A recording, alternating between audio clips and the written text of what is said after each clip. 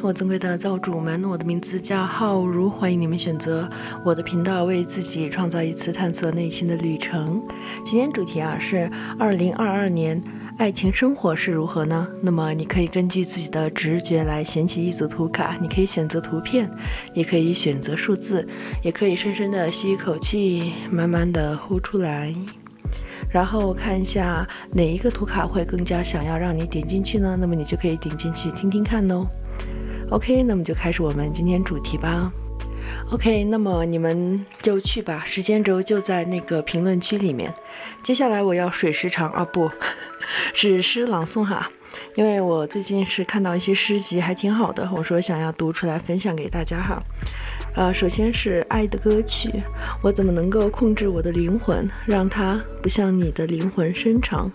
我怎么能让它越过你，向着其他的事物我多么愿意把它放到另一个阴暗的角落，放在一个生疏的寂寞的地方，不再悸动。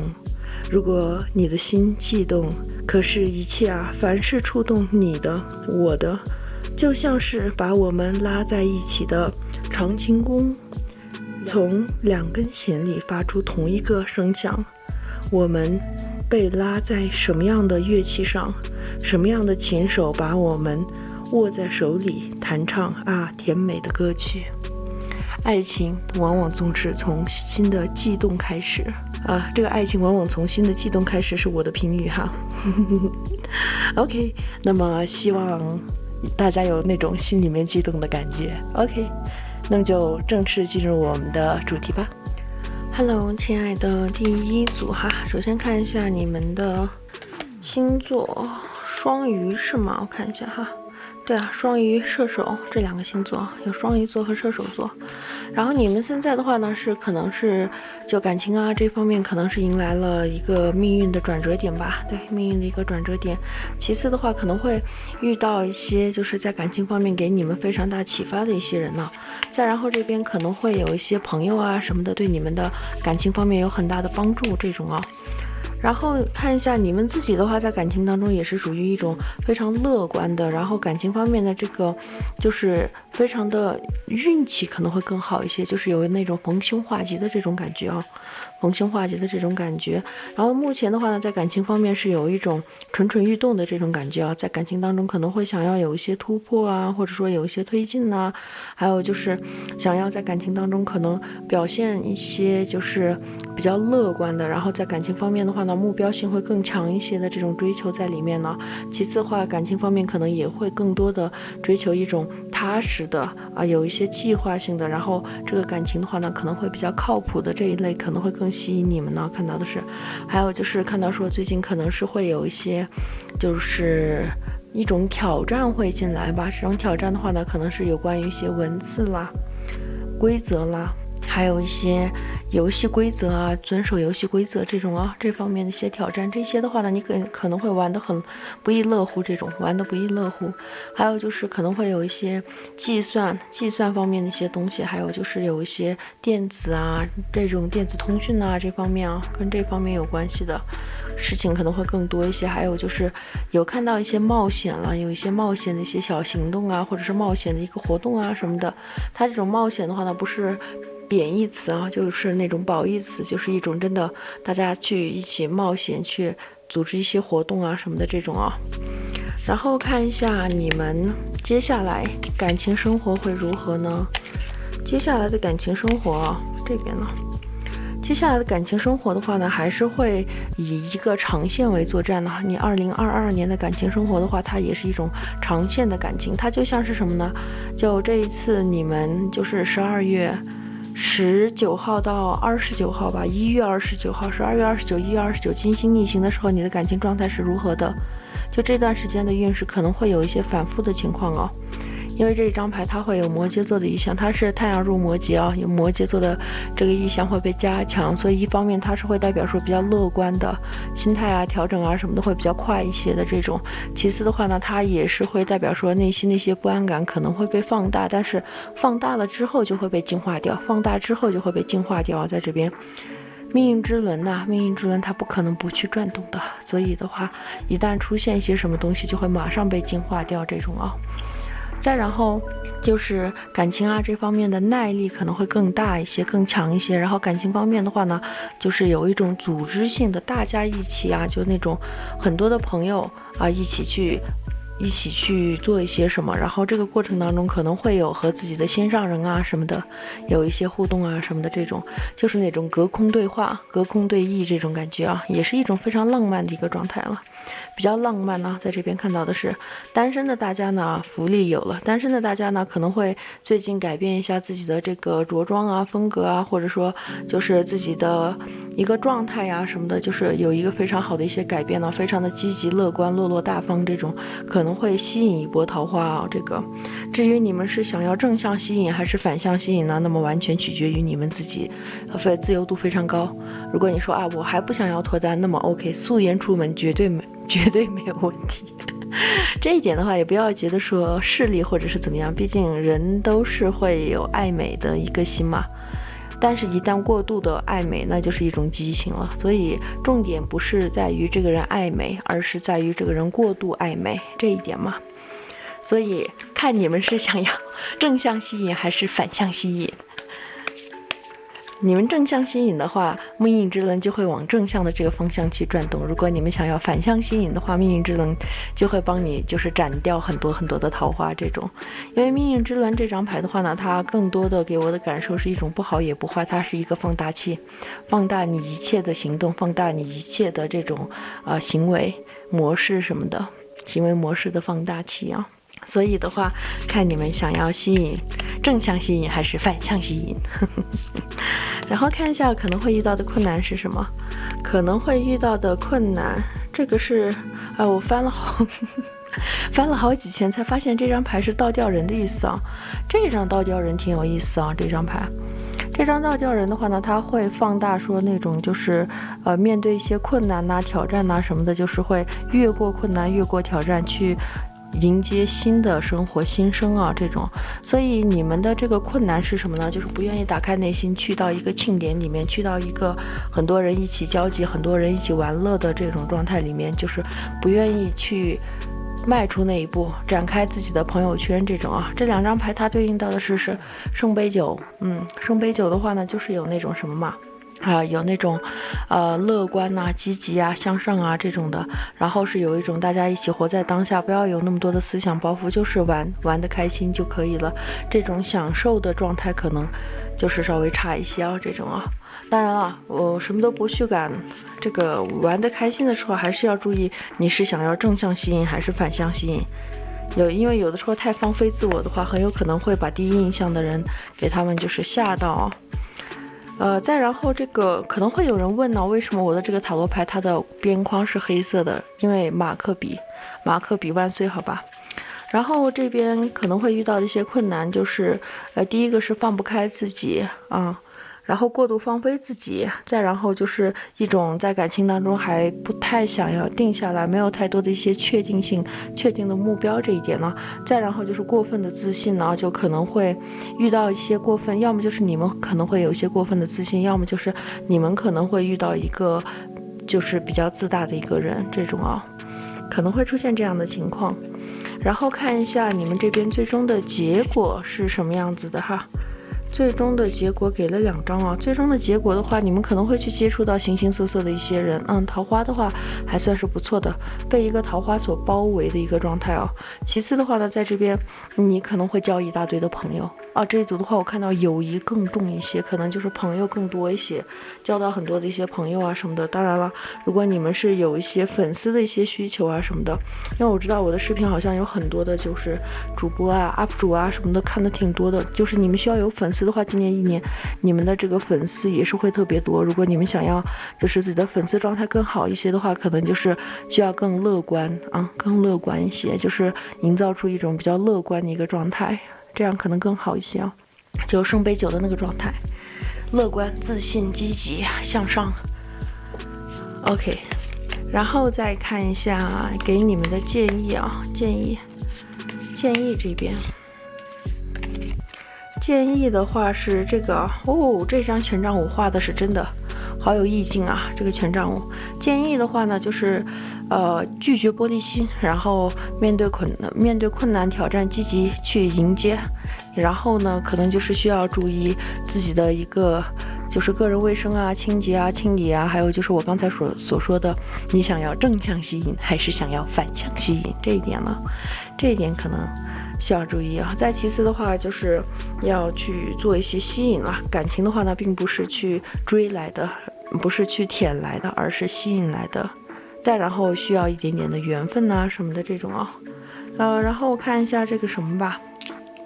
你们整体的感情运势是如何的哈？整体的感情运势的话呢，是那种当下的吸引呢会非常的强烈啊，当下的吸引会非常非常的强烈，然后可能会有一些远方的恋人呐什么的，或者说是从别的城市来到你的城市的这种人呐什么的，或者说是有那种就是12宫的话，金星12宫这种的情况啊，就有点像是金星12宫的这种情况。金星12宫的话，不用害怕说是就它会代表说一些隐藏的恋情、隐秘的恋情嘛，所以如果你这边是有这种金星12宫的话呢，它可能就是需要有一些远方的恋人，老家离你比较远的一些恋人，就完全两个世界的恋人，加强他双鱼座的意象就完了嘛。双鱼座来自两个世界的人，这样的话双鱼座守护他的这个12宫的能量就会变得更加平稳一些，这是我的逻辑哈。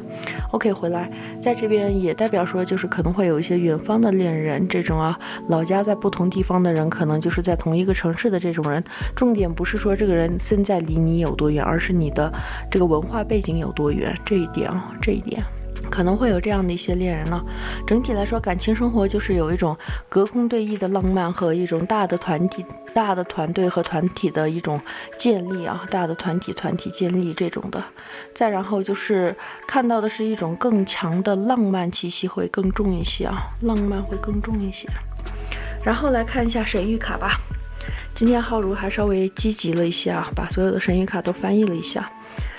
首先在这边看到你们主牌啊，你们的主牌的话呢，就是有一种就鼓舞人心的意思，所以你这边可能就是不管是一些工作桃花也好，还是你本身的一个桃花，你这边鼓舞人心的话呢，可能更重要一些。那么禁忌是什么呢？有好就有坏嘛，它这个万事万物都有好坏两面。那么在这边它代表的是要注意反复无常啊，不可以有一些反复无常啊。再然后就是它的这张牌有点像什么呢？有点像是一个近视的状态。相机没有办法去对焦的一个状态啊，所以它不对焦的话，对于一些目标性不太明确，这个时候就会出现说看错啊、反复啊、误会啊这方面。好的一些是什么呢？一种关注度，有很强的一种关注度，所以鼓舞人心这一块会更厉害一些啊。再然后看一下这边呢。这张的话呢，代表加强了这张牌啊。这张牌的话呢，它是有一种去挑战呐，或者说是战斗啊这种啊。所以今年的话呢，你可能会经常性的去参加一些人多的一些活动，或者说你的这个人，你身边的人、友谊、有人际关系这块是会有一些被放大膨胀的一个感觉。然后这个的话，也代表说你可能会为梦想而战呢。这一年的话，会更多的为自己的梦想而战呢，这种的。然后这张牌非常乐观的，所以这张是有出现在这儿。我刚才就说了，这张牌它对应到的是圣杯9。这张牌它像不像圣杯9啊？它就是圣杯9的一个状态，非常积极的、乐观的这种。然后它也代表说，这张牌的牌意是什么呢？就是快乐、灵感、内心的一些激情，让欢乐进来，让这种幽默感进来，就是那种缪斯女神那样的一个状态。落落大方又不失幽默这种的状态啊，然后和自己内心的小孩一起去玩耍，就是小的时候一大堆的小孩一起去玩呐，就是那种像是名著《小王子》这本书里面成人童话嘛，《小王子》这本书里面的这种感觉，就是一种非常积极的、乐观的，然后有一种没有想那么多，单纯的就是活在当下的这种感觉，就有点像是圣杯9了，圣杯9这种。不是有点像，它就是圣杯9的这种状态啊。然后我都忘记了这个，居然它这边就是有12宫那个什么12宫金星啊，因为这一组牌比较多，我翻译的比较多一些，我忘记了这个，就我抽到那边放好久，然后我忘记了。然后这边它就是有这个12宫有这个金星啊，12宫金星的话，就我刚才所说的这种啊，刚才所说的。他不一定感情不好，他可能是需要找一个来自于不同世界的人、不同文化体系的人、不同文化背景的人啊，就是一种双鱼座，阴阳鱼，两个完全不同世界的人进行连接和碰撞的时候产生的那种能量状态，就会把这种12宫的负面状态给它中和掉，这种感觉。然后在这边它也代表说什么呢？12宫的话可能代表说小的时候刚开始的这种就很小很小的时候暗恋一些人啊什么的，可能体验不太好这种。再然后它也代表说小的时候可能会有一些多病多灾什么的，然后成功就是逆袭啊这种，就12宫太阳12宫木星的那种状态，会有一些就是逢凶化吉，遇到一些什么样的阻碍都会逢凶化吉这种哦。然后它也代表说就可能是会在感情当中遇到的阻碍是什么呢？它这边又加强了这个双鱼座，就是吊人牌嘛，这不是吊人牌，吊人牌它不就是双鱼座嘛？吊人牌双鱼座的话呢，它也会加强那种就有一点点拖延呐，在感情当中可能会有一些拖延呐，还有就是在感情当中的话呢，可能会出现说有一些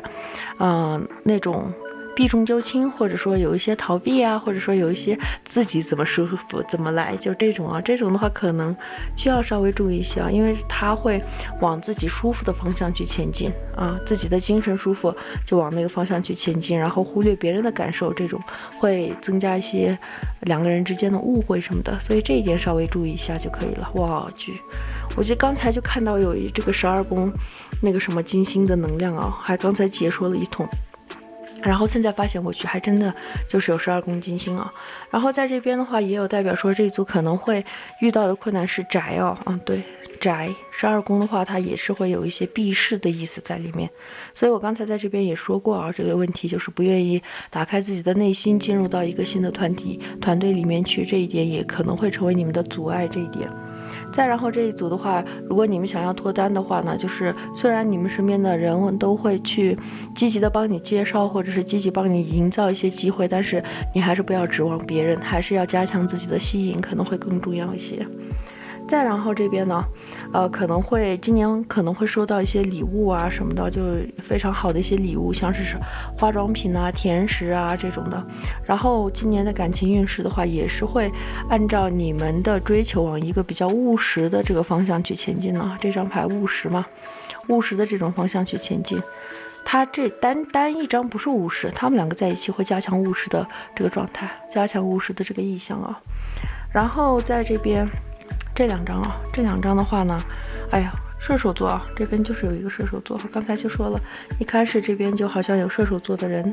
然后这边的话，你们可能就是有一些时间方面的，就可能是5到7天呐什么的一种旅行吗？还是说5到7天的一些，就关键的一个时间数字是5到7天，对。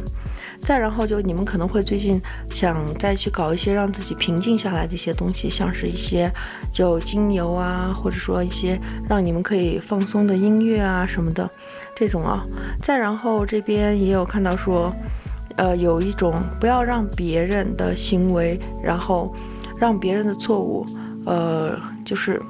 不要拿别人的错误来惩罚自己。他这个怎么去理解呢？就是有一种别人的一些行为，然后就会让你这边迷失了自己这种啊，别人的行为迷失自己这种的，就有点像什么呢？就别人可能故意说一些什么，你就上当了，这种啊。再然后这一组的话，可能饮食方面可能需要再注意一些养生啊什么的。这一组应该是有一些就快乐水少喝吧，大家。快乐水少喝，就是明知道有一些东西过度了不好，就像是快乐水啊什么的，但是总是戒不掉这种，这完全说的不就是我本人吗？所以从我做起，多喝一些矿泉水好吧。然后在这边它也代表说可能会有一些财务方面的一些逆转呢。今年的话，财务方面逆转不是往坏的方向，是好的方向，因为这张牌它命运之轮本身就是有膨胀的意思在里面，很强的膨胀，所以财务的话呢，它必然是有入账方面的一些膨胀在这边，而且是有对应到这边非常积极乐观的这种这个射手座这种，所以的话就是那种财务方面的逆转是往一个好的方向去逆转这种啊。而且你们可能自己最近的话更需要做一些净化啊什么的，这一组的话就是一种净化，思想层面不要有太多的一些思想包袱，心态放平稳一些，积极的乐观的享受自己的生活，然后不要太宅的话，感情运势不要太好，真的感情运势不要太好这种。OK， 那么这一组就到这里了，非常感谢大家的观看，希望大家能够喜欢。如果看到这里，请不要忘记留下一个关注，感谢大家的支持，拜拜。Hello， 第二组哈，第二组看一下你们的星座啊，你们的星座都有些什么？看一下这边这张牌啊，这是他就给我画了一个8，这是什么8？请问？这一组开屏就翻车，不带这样的，太有节目效果了吧？它应该是圣杯8哦，对，它是圣杯8呀！我的天哪，给我一下子整不会了，我去！这组有双鱼座，双鱼座，然后这一组的话可能会有摩羯座，还有这个水瓶座，还有双鱼座这几个星座。然后当下的感觉可能是刚刚从一个状态里面走出来啊，刚刚从一个状态里面走出来，或者说是有一种犹豫要不要走的一个状态里面呢，就是一个犹豫要不要走，或者说刚刚从一个状态里面走出来，然后也可能代表说有一些左右为难的一个感情体验在啊。然后看一下你这边呢，在感情当中的话呢，也是会有一种双鱼座的那种拉扯，双鱼座的那种拉扯感的话，可能也是会更重一些。然后在这边当下的这个状态啊，当下的话呢，可能是在等待一个机会啊，等待一个机会进来，等待一个新的一个旅程可以开始的一个机会啊。这个机会的话，可能是，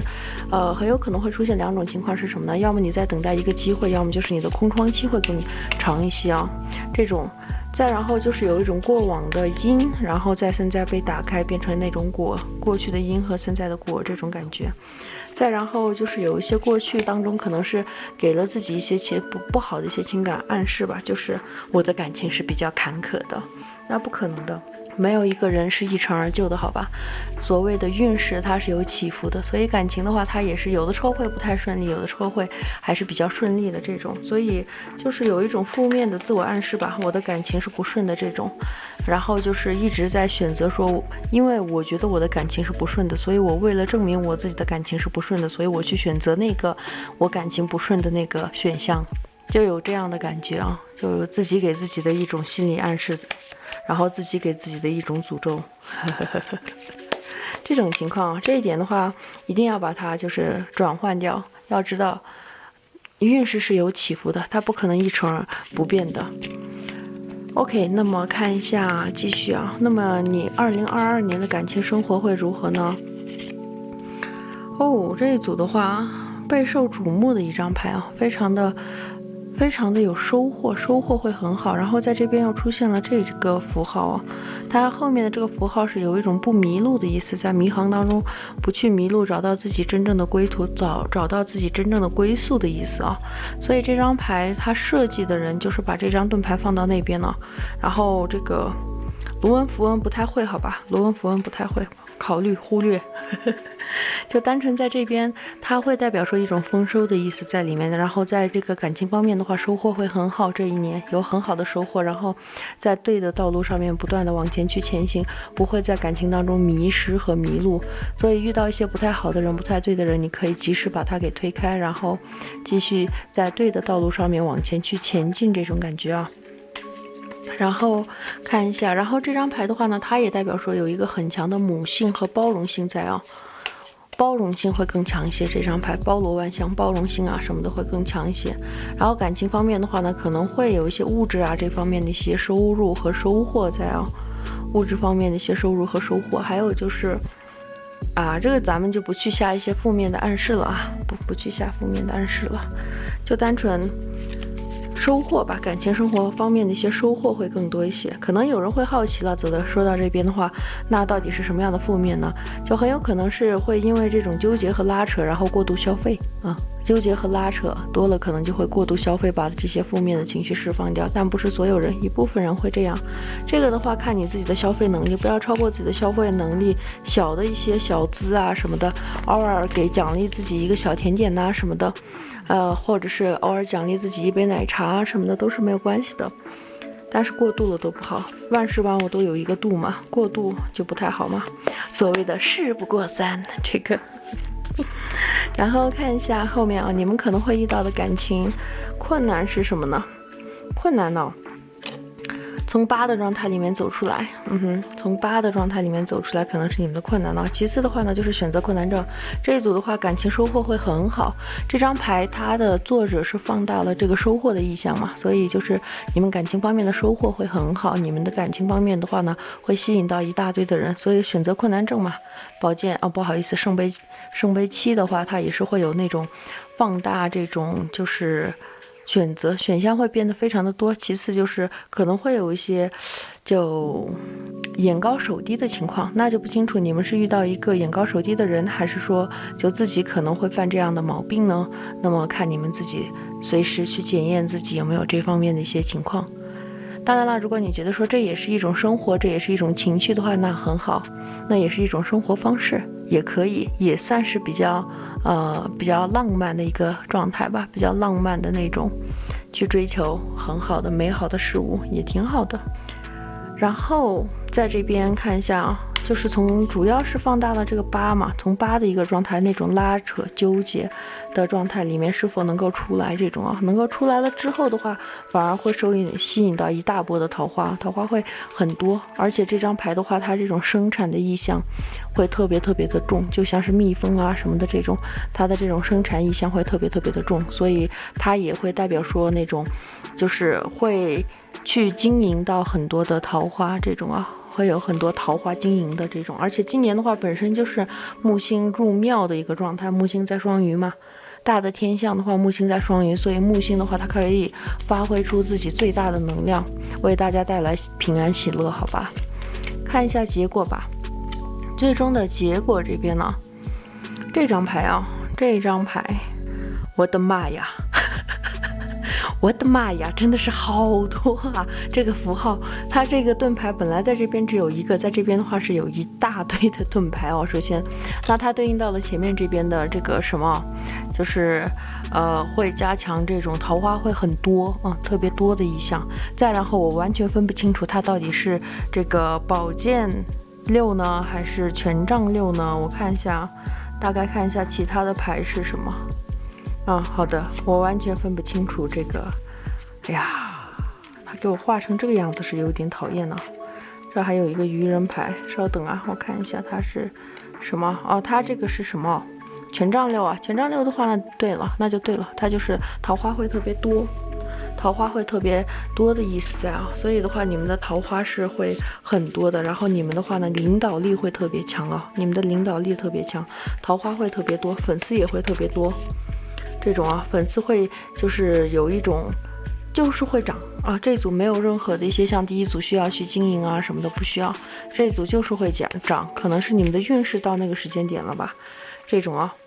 再然后这边你们需要去注意的是什么呢？我看一下，还是8那加强了这个8的意象，所以你们这边需要去注意的还是这个从这个圣杯8的状态里面那种拉扯纠结错误的人，是否可以从他们的身上面走出来之后去拥抱那个全新的人这种然后看一下神谕卡神谕卡今天浩如破天荒的翻译了一把子，然后又准备了很多看一下吧，慢慢。所以整体来说，先说完塔罗牌，整体来说的话，你们的这个桃花运势会特别特别的好，感情方面的话呢，必然是会有收获的必然是会有收获的，不用去过多的注意一些什么，平常心去面对的话，就会收获到一些什么那么不好的点是什么呢？万事万物都有好坏两面嘛，不好的一面就是不愿意从过去的那种状态里面走出来，还是在纠结拉扯过去，让一条恶龙就是堵住了去往前去前进的道路然后你们这边呢，这张牌是代表什么呢？就是欲望这张牌的欲望的意象会更多一些，所以它是代表什么呢？一个喜欢恶作剧的男人和爱人然后就是为自己去做一些什么，就是购物或者是给自己一些假期给自己做一些美甲按摩这一块这一点的话就是放大了这个，就可能会在纠结拉扯的时候会去购物这一点呢，就是会去消费。这个还是那句话，力所能及的范围里面是 OK的，但是过度了都不太行这种。其次的话呢，在这边也代表说有一种转换吧，它这种转换的话呢，就是有一种行星，它这边本身就是画了这个星星嘛，星星方面的话是会加强这种运势的一种转变什么的。其次的话呢，它也是会有一些就你们认为这个人是这个星座的，可能他的群星在另外一个星座里面，所以就是可能真实的情况和他实际的情况，就他表现出来的情况和实际情况是完全不一样的情况啊。其次的话呢，这张牌单纯对应你们自己来说的话呢，就是化被动为主动，转化这种等待的状态，化被动为主动，主动去追求自己想要的生活。当你离开一些错误的人，消耗你的人的时候，你的这个运势会整体变好，有这个意思在哦。然后继续往下看哈，在这边的话呢，看一下这张牌啊，它代表的是空中的文字啊。就是你这边生活啊，尤其是2022年，你这边桃花会特别的多。它本身就是空中的文字，空中出现的这种卢恩符文的话，它本身就是代表说一种机遇，一种启示。开玩笑的说法就是一种启示天象吉祥，开玩笑的说法哈。那真正的寓意，它会代表一些什么呢？它就是有一种你的桃花会非常的多，然后你这边的话就是有很多的事物，你可以抱着好奇和玩乐的事物去对待的话，它的这个就是阻碍会迎刃而解，就是你会很好奇说，它会发生一些什么，它会怎么样对待你，去好奇的去观察这些事物的时候，它反而会为你打开机会的大门这种。所以就是让你，如果你有一些放不下的人，或者是一直影响你的人，这样的话呢，你不要太过于关注他的一个点，你可以稍微好奇，打开你好奇的这个就是开关，可能会收获不同的结果，或者说有一些不同的一些收获这种啊。再然后这边就是勇敢去面对自己的关键时刻吧。对，在这边是有一些就关键的一些时刻啊，或者说是一些关键的一些点啊什么的，你可能需要去面对了之后才会拥有胜利的果实啊。再然后这边的话，你们的运势可能是转到一个比较好的一个情况了。这两张牌都有一个就命中注定的成功啊。你的成功是命中注定的，这是它原来的牌意，所以的话它也代表说就是你的这个时间点时机可能到了这种感觉啊，时机到了这种感觉。然后是家庭啊，家庭这边这个它代表说的是什么呢？就是魔法世界和未知世界的女主人。我不知道为什么它会加强这个女性的意象啊，它这个牌本身的意思会去加强女性的意象，但是单纯从四宫的角度来说的话呢，它会代表说你的房产，你和你父亲之间的一些关系啊什么的这种啊，所以它会有一些放大说和家里面的关系会比较融洽一些，有一种和家人和解的意思在里面呢。这种和解的话呢，可能就是暂时的，它和解不代表说你还是要去忍受家里人带给你的负面影响，只不过就是和解了之后呢，这种负面影响它可能会有所减弱，然后会找到一个让双方都觉得比较舒适的相处模式，是这种和解啊，并不是让你们再回去忍受过去的那种不好的一个状态。因为我看到很多的小伙伴，如果和原生家庭的关系不太好的小伙伴，一提到和解的话就会发疯包括我在内，我之前也是会发疯嘛，我都会觉得说为什么我和解，意思是我就是还要去迁就他们，忍耐他们，因为父母和小孩子之间的关系本来就是不平等的嘛，这没办法平等，他们生的你嘛没有办法平等什么的不存在的，只能被动接受嘛，所以就会害怕说又会回到那种不平等的一个状态里面。其实它也是会有一种相互理解在里面呢，和解的意思根本的意思就是相互理解会更多一些。再然后在这边代表说一些过往的一些事情的一个结束啊，或者说一直让你的过去的事情的一个结束，这个符号的意思的话，然后也有一些就是和解和一种回归和一种充电的感觉，就是有一种回归充电，回归到之前巅峰的一个状态，这种感觉啊。再然后这边的话，可能需要注意一下自己的胃啊，需要注意一下自己的胃。然后它这边也代表说这种大三角的这种格局的话，本身也会代表说一种祝福，还有就是对于未来的一种满足这种啊。还有就是会说就这种大三角的话，星牌里面有这种大三角的话，它可以去把一些未知的能量放大出来，可能会有一些预知预言，或者说一些其他不可预知的，也就是所谓的变数这种啊，放大这种变数。而且它的话呢，这种变数往往都是一种机会啊，一种机会。当然了，你要看是刑克的大三角还是说那种六合的大三角，那就又是另外一说了哈。然后在这边的话，它也代表说你的关系会进入到下一个阶段了。这2张牌，它会代表说你的关系会进入到下一个阶段，然后在真正正确的时候做出真正正确的决定。这一点的话呢，就是从你们的主牌这边的这个双鱼座这边，圣杯8这边呢，就是一直提醒到了现在，一直提醒到了现在。这张牌本身也有那种在正确的时间点做出正确的决策的这个情况在里面了。再然后就是让那种欲望，以欲望产生的感情破裂啊，以欲望产生的感情破裂，还有就是关系的一些改善啊什么的。然后你们单身的话呢，可能6月份会有一个脱单的机会啊，6月份有脱单的可能性。然后在这边的话，一个喜欢恶作剧的男人和一个喜欢恶作剧的爱人可能会有一些需要注意啊，因为他这边所指到的这种欲望啊，就是过多的欲望的话会让感情破裂嘛，所以这种欲望的话，它也会对应到这张牌。这张牌是什么？就是刚才所说的一个喜欢恶作剧的男人和爱人，这个意思在啊。再然后看到的是这边捕梦啊，会收到礼物啊，会收到一个很好的一些礼物啊什么的。然后他呢也会有一种就是来自于2个世界，或者说很多的一些思维啊、想法什么的，和人聊天的过程当中，可能自己就解开了这种你一直就是在纠结的一些事物，感情方面尤其是纠结的一些事物，和朋友们去聊天，就单纯你不用朋友不用给你太多的一些意见，就单纯在陈述的过程当中，你可能突然一下子就想通了，想明白了这种啊。再然后这2张牌的话呢，是有 let it go 的意思，就是放手、放开一些欲望，或者说放开一些控制什么的。这2张本身就有放开的意思啊。所以的话，这一组我觉得整体来说应该是可以完成那个转化，应该是可以在正确的时候做出正确的决定，然后拥抱更多的一些桃花，拥抱更多的一些机会这种啊。再然后这边呢，这张牌啊，这边这2张牌。这2张牌的话呢，它代表说一种初夏的这种感觉啊。初秋和初夏的话呢，你这边的桃花可能会更好一些。初秋和初夏的话，你这边的思绪会更活络一些。如果你需要去做一些表达啊，或者说做一些创造啊什么的话，初夏和初秋，初夏的这种那种春游吗？还是夏游？我不知道那个怎么去表达哈，就是出去旅行，或者说初夏、初秋这2个时间点出去转一转的话，对于你的这个创造灵感会有很强的一个加成。再然后它的也会代表说，就是有一种情绪啊这方面的这种细腻啊什么的，也会得到很好的释放这种啊。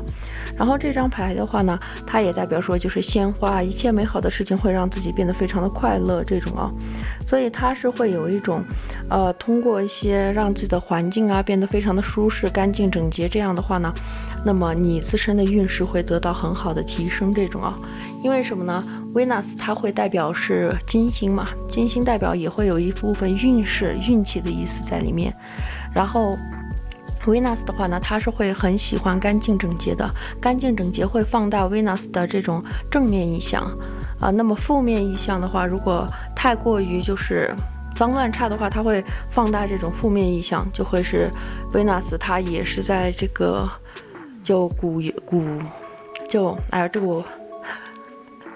就一些古老的体系里面吧，我直接说名字的话可能又不太行哦。就古老体系里面，它是会对应到就是那个路西法，就是会有更多的注重一些物质啊、物质享受啊、浪费啊这些东西啊，奢侈，它应该是奢侈不节制啊这种的。所以当你的环境脏乱差的时候，整个人也是整个精神状态不太好，然后就可能会那种物欲会更强一些，就会容易破财。所以在想要买东西的时候，收拾家可以让自己的财务状况很好，这开玩笑的说法哈。在这边它代表的是什么呢？就是这种干净整洁的状态可以让你在人群当中更加闪耀，就是这个意思。OK， 那么这一组就到这里喽，非常感谢观看。如果你看到这里了，然后也觉得非常喜欢浩如的话，请点一个关注。浩如会每一天坚持日更，非常需要大家的支持呢。OK， 那么这一组就到这里喽，感谢观看，拜拜。Hello， 第3组哈，我亲爱的第3组，来看一下吧。首先看一下你们的情况啊，狮子座、狮子双鱼这一组，还有这个白羊座对。你们在感情当中的话呢，也是那种性情中人的这种感觉啊，性情中人在感情当中是属于那种敢爱敢恨的，然后在团队里面的话呢，也是闪闪发光的那种存在啊，然后就是上得厅堂，下得厨房，对于感情啊，或者说生活啊这一块的话，都是会非常的讲义气，然后也会非常的能处理好这些事物，只要给你一些主动权，给你一些空间，给你一个舞台的话，你都会发挥的很好这种啊。然后看一下，再给一点点关注度的话，那这个发挥会更好一些啊。然后看一下你们的现状啊，现状这边，现状的话，狮子座的意向被加强了，就是想要去完成一些什么，然后有一些欲望层面的一些东西啊，完成一些什么呢？可能就是今年可能会有一些任务，有一点想要说啊，我想要去结婚，或者说我想要脱单啊，或者是说我工作方面一定要怎么样，就是有一些任务一定要去完成这种啊，想要完成一些任务的这种欲望层面是什么呢？另一方面是很想要完成这个任务的，另外一方面的话呢，可能也会有一些物质欲望也好，精神欲望也好，也是会有一些需求啊、需求感什么的等待被满足这种感觉啊。所以整体来说也是欣欣向荣的一个状态啊，欣欣向荣，对于自己想要去争取的、拿到的这些事物，都是有很强的行动力这种啊。然后在这边缺点是什么？总不能说好听的哈，不好听的是什么呢？很强的控制欲，控制欲会稍微强一些，这种啊。再然后看一些控制欲、表现欲，还有一个表现欲也会比较强一些。然后看一下你们2022年的爱情生活是什么呢？2022年的爱情生活。这张牌啊，这张牌的话呢，可能会有一些异地啊、异国啊这方面的一些恋情。其次的话呢，它也是一种，可以找到一个还不错的人，或者说感情方面的话，可能会有一个比较大的一个跨度和进展这种的。这个的话，这个组合过来的话，很有可能今年你们可能会遇到一些，就对你们生命当中有一些很重要意义的一些人呢。很重要意义的这些人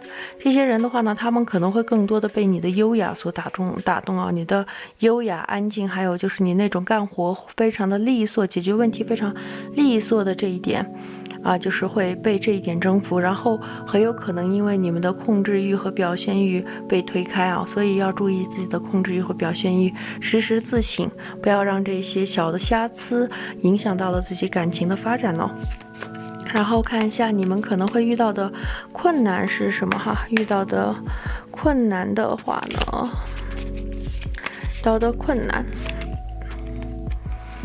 困难就是掌控欲特别的强，首先是掌控欲啊，这一点是有对应到这两张牌啊，掌控欲这方面可能需要注意一些。其次的话，你们可能遇到的困难就是推进关系啊什么的，就会遇到一个比较冷静的人，非常就是稳定的一个人，非常就是理性的一个人。你想要跟他一起发疯的时候，他起不来，这种就这一点呢，可能会遇到这样的一个人呢。还有就是可能会遇到一个非常理性的伴侣，或者说是一个非常奇怪的一个伴侣，甚至可能会遇到一些双性恋呐什么的这种意思，这种意思也是存在哈。然后整体看一下你们2022年的感情生活是如何呢？最终的结果是什么？好吧。最终的结果的话，你可能会打破常规啊，打破常规去就是接触一些新的人，开启一些新的生活这种啊，接触新的人，开启新的生活这种。还有就是在感情当中可能会有一个很大的一个改变，可能是通过工作啊什么认识的桃花会更多一些。然后你们的这种乐观的精神、心态啊，这个可能会得到很好的一些打磨，心态这方面得到很好的一些打磨。其次可能会有一些工作啊这方面给你们带来很好的帮助和这种帮衬的一些人可能更多一些啊。那么给予你的建议是什么呢？2022年给你的建议，凡是稳定优雅向前去推进的话，没有太多的一些问题啊。然后这一组的话可能会有一些旧的能量进来啊，这边旧的一些能量进来，看一下哈。就说话什么的可能需要注意，不要太直接了，稍微拐点弯可能更好一些。这样的话和别人的交流啊这一块会更舒服一些，然后和别人交流的智慧可能会更好一些这种啊。还有的话可能就是你们的一些财产呐，或者说你们的一些物质啊，已经拥有的这些事物会随着你们的交流啊这方面得到很好的一些就是提升这种感觉。再然后过的旧的一些能量复苏的话，这种旧的能量可能需要稍微分辨一下这个旧的能量如果过去让你觉得非常痛苦不已的话，那么你需要稍微考虑一下它是否会重蹈覆辙。这一点要注意啊。其次我看一下这边还有一些什么，这边的话还有就是感情当中的话，我觉得桃花不是特别多，不是特别的多，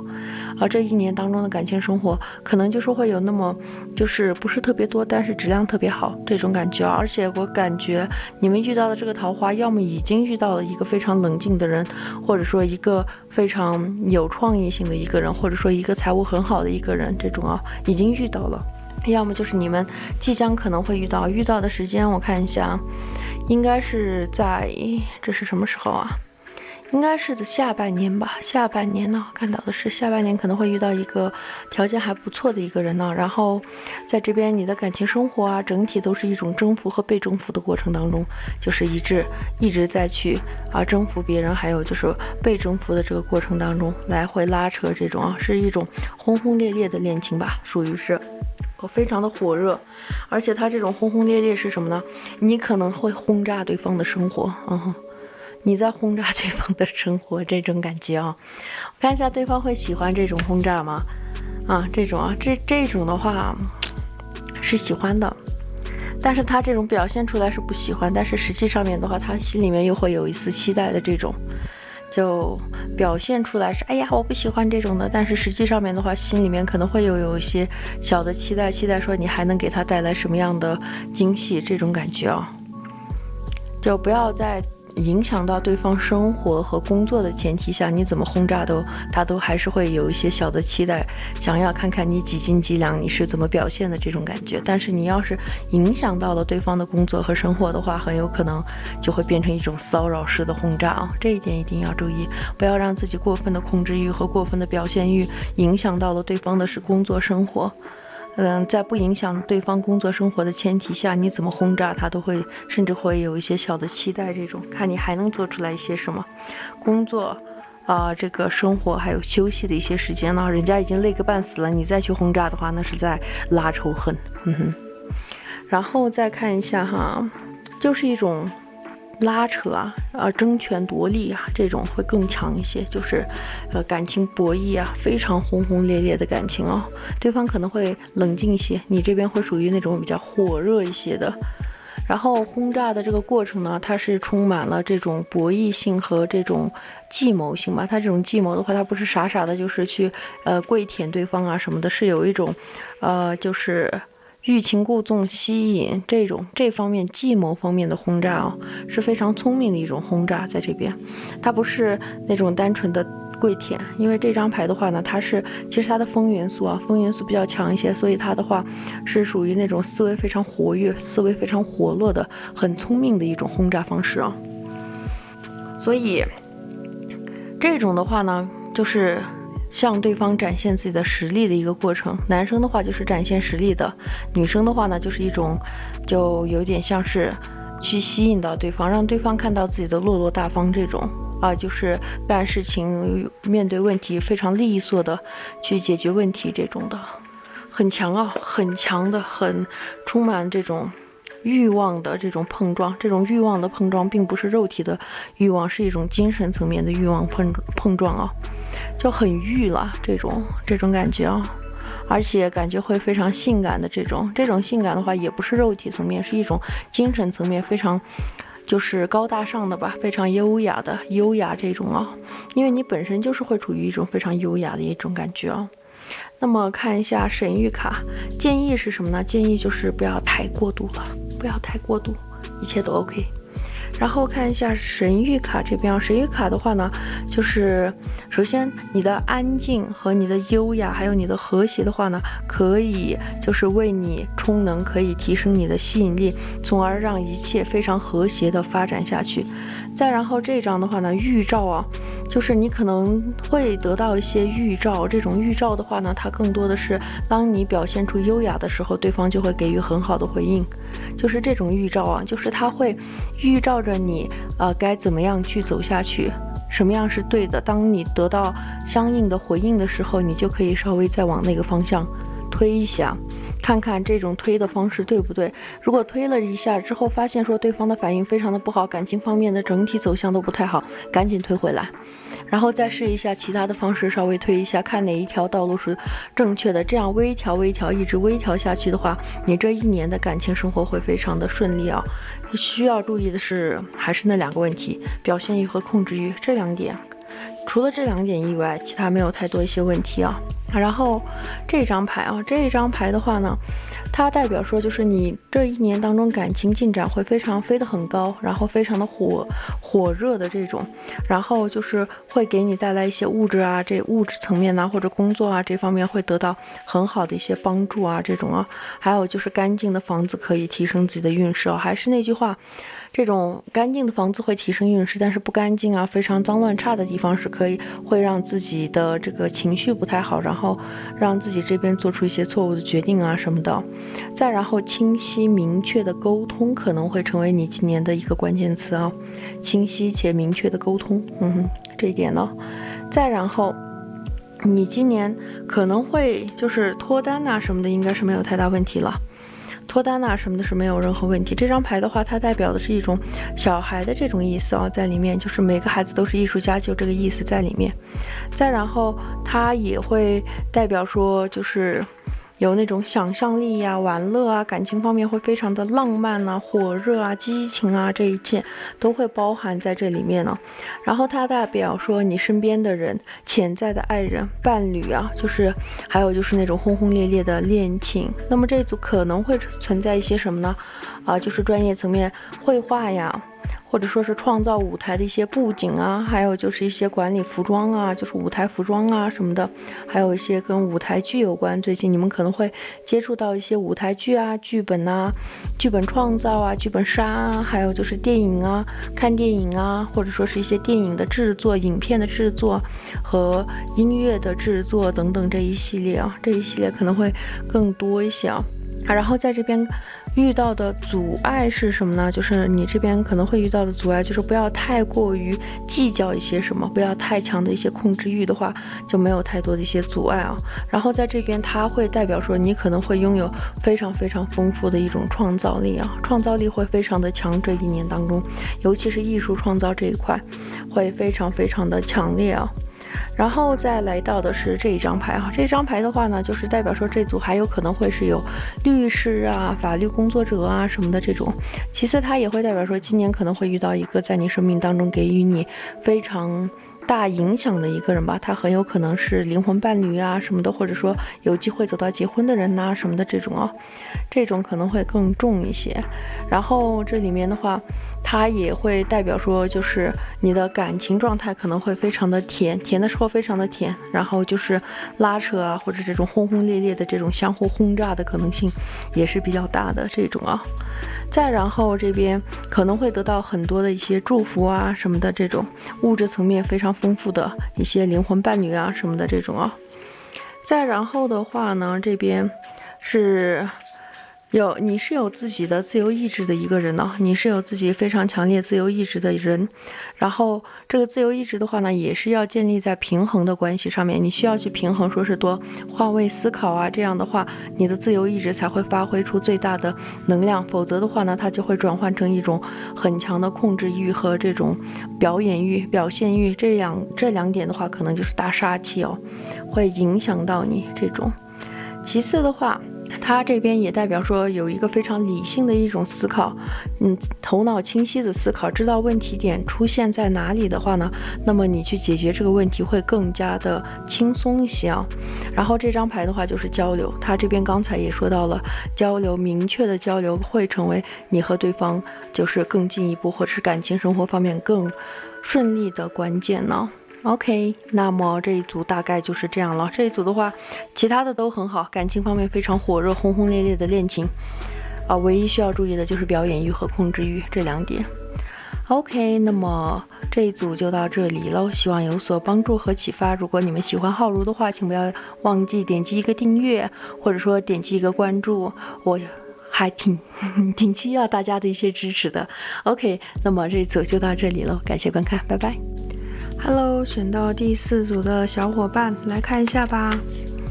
首先这组的话呢，过往当中可能是会有一个很深的一个连接啊。这组的话呢是会有那个什么星座，太阳、上升、月亮，很有可能是有这个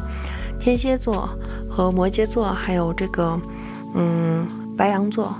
还有这个什么那个叫什么来着，狮子座，它本身狮子座会更重一些啊。这几个星座，太阳、上升、月亮。然后过往的话，你可能会在感情当中更注重一些交流啊什么的，有什么话你说啊，说了之后我们就事论事解决问题，这种可能会对你更重要一些啊，这种理性的交流啊什么的。但是一旦就是不去交流，遮遮掩掩、躲躲藏藏的话，你可能就会发狂啊，这种就是受不了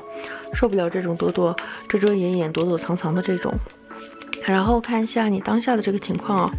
当下的这个情况呢，你这边可能就是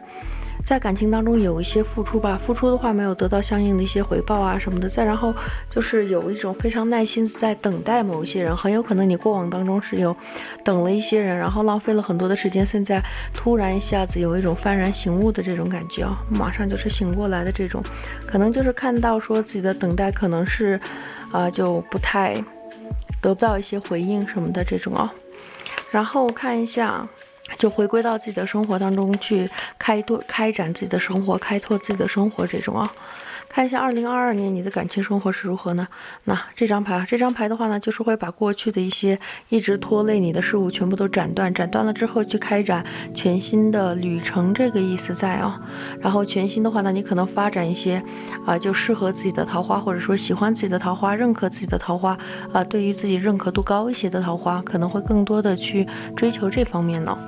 再然后看一下可能会遇到的困难呢？可能会遇到的困难的话，可能在一段不平等的关系里面，就是一些像是不甘心呐，或者说是一些钻牛角尖呐什么的，把自己给困住啊，还有就是一直等待一些人，浪费了自己宝贵的青春呢。我那逝去的青春开玩笑的说法是这样的，但是更多的是什么呢？人的时间是非常宝贵的，所以就是有一种把时间可能会花费在错误的身上啊，这是你们可能会遇到的困难。好的方面是什么呢？你们会从那种一直消耗掉你们的人生上面，就是把注意力拉回来，然后去开展自己属于自己的这个生活，开展属于自己的朋友圈，属于自己的生活，也会去得到很多认可度比较高的一些桃花什么的，就是对你的认可度比较高的。然后看一下最终的结果哈，结果的话呢，宝剑八这个的话，你们要是还是继续在那个人身上面浪费时间，或者是还是继续比较封闭，不去走出来的话，可能这1年当中你的这个感情状态、感情运势并不太好，还是会被之前的那个人给拖累到这种啊。但是你们一旦放下走出来了之后，你们会拥有新的天地、新的桃花、新的更好的一个状态啊，就是感觉好像是从一个过往的钻牛角尖的状态里面，如果继续保持的话，可能不太行啊，不太 OK。然后看一下这边呢，给予你的建立土星啊，好大的一颗土星给你的这个建议的话呢，就是推翻过去的世界，去建立全新的世界，把过往的世界推翻了，然后去建立全新的世界，这方面的意思会更重一些在这边。所以在这里的话，我看一眼可能过往当中可能会有一个和你有灵魂连接非常深的一个人，你在这个人身上面投入了很多的时间精力，一时半会儿放不下，然后还在等，而这种等待的话呢，完全就是阻碍掉了自己的现在所拥有的一些桃花，或者是未来更多的一些可能性。